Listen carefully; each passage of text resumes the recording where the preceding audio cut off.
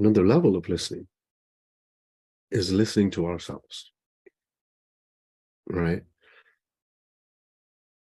Listening to ourselves, how I've come to see over the years, and this one is what makes me a humble student of listening, because it has continuously taught me that I just don't know enough yet. Still need to learn. There's multiple levels to this. It seems infinite, and that's fun. That's like, wow, you become a student of life. Don't and it's just going to be so much fun. So what I've come to see in my own experiments, in my own experience, is that I'm either listening to the opinions and beliefs that are coming from my mind, and that's shaping my response, that's shaping my behavior, that's shaping my reality, that's shaping how I am interacting with anyone. But it starts here, right? What am I listening to? Because everything else is a reflection of that. Or I can start to listen to a deeper part of myself. And that is for just communication purposes, a distinction between listening to your own mind versus listening to God's mind, so to speak, right? Listening to wisdom. Wisdom being the impersonal intelligence. It's not yours, it's not mine, nobody can claim it. It is an impersonal intelligence. And it's always silent and nudging us, and we have full capacity to listen to that. Or we can just listen to what's going on here, and we respond from there, and we sort of speak from there. And the best clue I've seen how to distinguish, this one is very clever, this one is very simple. That's it. Like, one is just very simple. It's not clever. It's just simplicity. Wisdom is pure simplicity. It pierces through. It makes sense.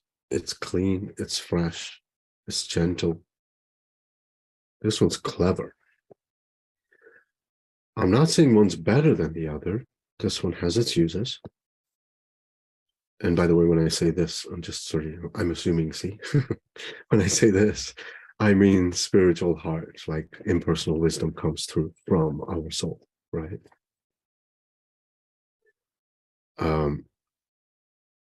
If you can get good at that clue, then you can distinguish better if you're listening to wisdom or you're listening to your own mind. Our own mind is made up of nothing but what this world offers. Like, really, everything's installed in us since kindergarten, right? The world that you live in, the society that you live in, the family that you grew up in, the country that you grew up in. You pick things up and you accumulate them, and they become sort of this identity, a center from which you relate to the world with. And that's how you listen. You listen to that. You respond from that. And if you really come to think about it in a reflective way, you see that that's not even you. That's been installed in you. Every little bit of it. It's been installed in you. Now, again, it's got its uses. You can navigate the world with it. Great. But that's not wisdom. Wisdom comes from the intelligence beyond life. It comes from the source of all creation, the source of millions of galaxies is also giving us wisdom. And we're going to listen to this just to put things into perspective, right? But we do that because we don't know. We haven't been taught that wisdom is available. So listening to wisdom, just one of the ways it can look like. And again, these are indicators that I use in my own world. I'm either responding or reacting to what people are posting or what the world is doing or how it looks to me, or my opinion about something, or my interpretation about something, or beliefs that I have, or what would please this person, right? The people pleaser in us, or I'm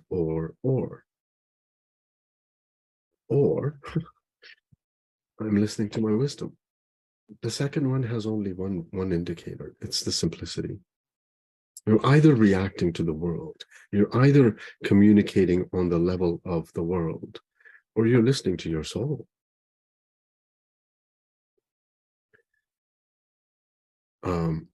I'll give you some examples.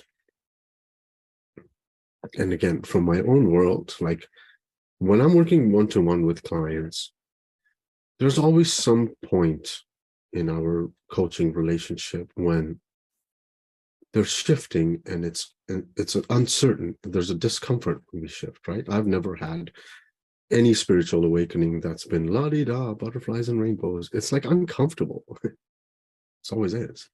Those are spiritual awakenings. And when that happens, most people, generally speaking, tend to, be in this sensitive, vulnerable space, and they reach out to be pacified. They want to be pacified. Oh, don't worry. It's going to be okay. You'll get through this, right? They want to hear that. Why they want to hear that is because they're used to that. Because the world has taught us that when somebody's struggling,